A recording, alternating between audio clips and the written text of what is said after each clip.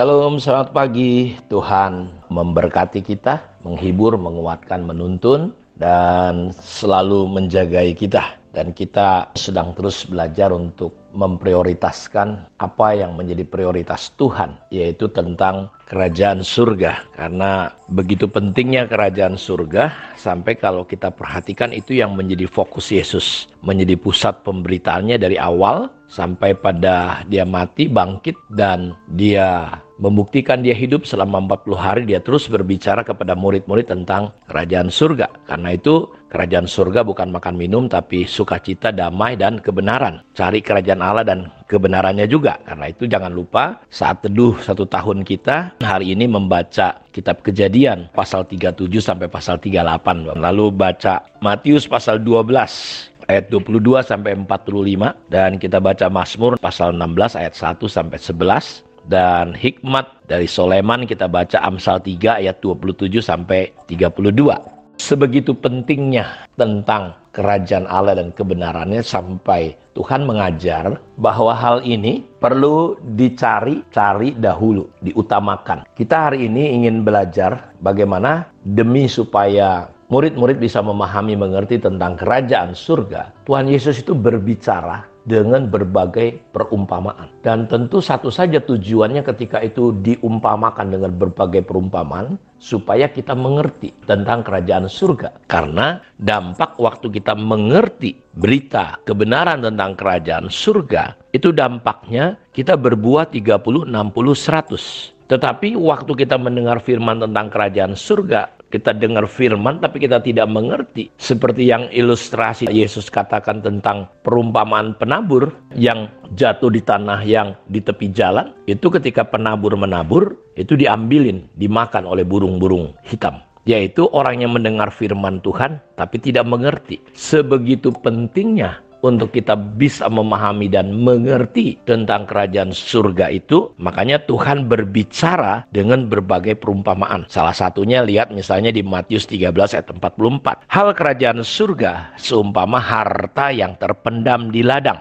yang ditemukan orang lalu dipendamnya lagi. Oleh sebab sukacitanya pergilah ia menjual seluruh miliknya lalu membeli ladang itu. Kalau saudara punya satu hal dalam hidup ini, disuruh memilih dari sekian banyak pilihan, apa sih yang saudara pilih? Periksalah hidup kita, periksalah hati kita, periksalah fokus kita. Kalau Daud berkata, satu hal yang ku minta, diam di rumah Tuhan. Paulus berkata, yang ku ingini ialah mengenal dia. Dia menghadapkan dirinya ke depan kepada panggilan Tuhan. Coba periksa hati saudara. Apa yang paling saudara suka sebenarnya? Apa yang menjadi prioritas, menjadi hal yang utama? Dan terkadang apa yang menjadi prioritas kita itu, kita sampai menyerahkan semua hal yang kita punya untuk mendapatkannya. Bagi Allah sendiri, dia cuma punya satu pilihan. Allah mengasihi kita sehingga dia mengorbankan anaknya yang tunggal supaya kita tidak binasa tetapi kita beroleh hidup yang kekal. Jadi bagi Allah kita adalah prioritasnya. Ketika dia menciptakan manusia, karena manusia itu yang terpenting saat dia menciptakan.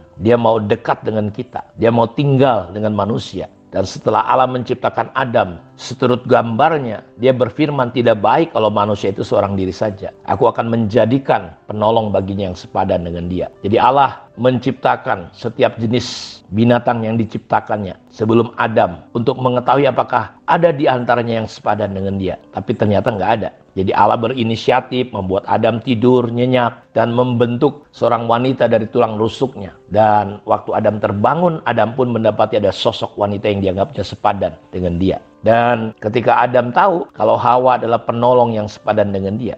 Jadi bagaimana Allah tahu kalau Hawa adalah sosok yang diidamkan oleh Adam? Karena Allah sendiri tahu betul ya, bahwa Adam membutuhkan. Jadi Adam diciptakan menurut gambar Allah. Keinginan terbesar Allah adalah untuk dekat dengan kita. Sehingga kita disebut sebagai rumahnya, tempat kediamannya, mempelainya. Ya, karena itu ambillah waktu kita Bapak Ibu untuk memahami isi hati Allah ini. Dari semua ciptaannya yang paling diinginkannya dekat dengan dia adalah kita. Dia mau kita lebih dekat mengenalinya. Karena itu Allah sendiri telah memberikan anaknya yang tunggal kepada kita. Allah memanggil kita dengan kasih-Nya. Dia ketuk pintu hati kita. Jadi waktu kita memahami kedalaman hati Allah, Satu-satunya hasrat yang harus kita punya dalam hidup ini adalah menyerahkan hidup kita kepadanya. Dia sedang menunggu respon kasihnya kepada kita. Bagaimana respon kita? Bagaimana kita menjalani hidup kita di dalam Dia? Apa yang menjadi prioritas utama kita? Dia menginginkan komitmen kita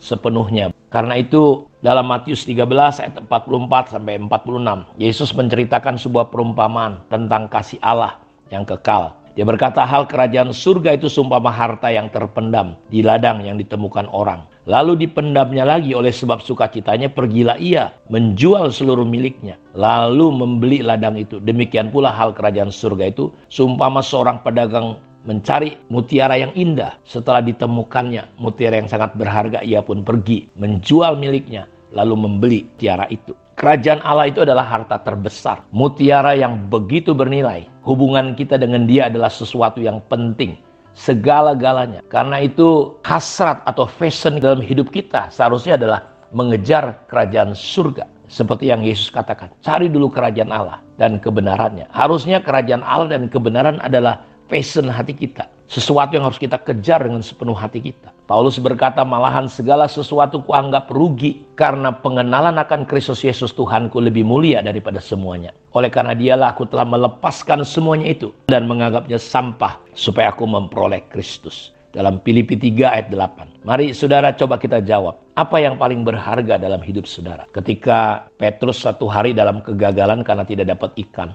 Dan ingat, ikan adalah prioritasnya. Ikan adalah segala-galanya bagi Petrus. Satu hari dia gagal. Dan Petrus mengizinkan Yesus masuk ke dalam perahunya. Yesus berkhotbah dan setelah itu dia berkata, coba kau jala sedikit agak dalam. Tolak agak dalam perahu ini. Dan Alkitab menceritakan, Petrus sudah berkata, semalam-malaman aku cari ikan tapi nggak dapat. Tapi karena kau yang ngomong. Dan dia taat dan mujizat terjadi. 2 kapal penuh, hampir tenggelam. Dan waktu itu Petrus bisa melihat kerajaan surga, Yesus Kristus dalam kemuliaannya. Sehingga dia berkata, jangan dekat aku Tuhan, aku nggak layak, aku orang berdosa.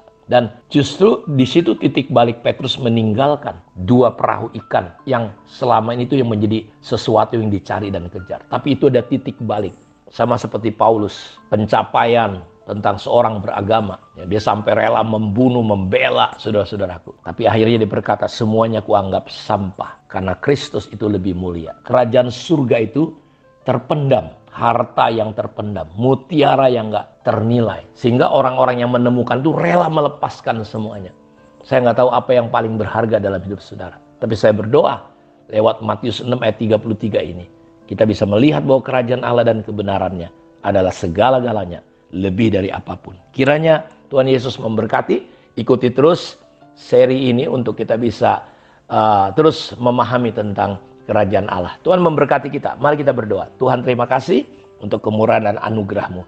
Diberkatilah semuamu, diberkatilah semua anak-anak-Mu yang sudah mendengarkan saat teduh ini. Teguhkan, kuatkan.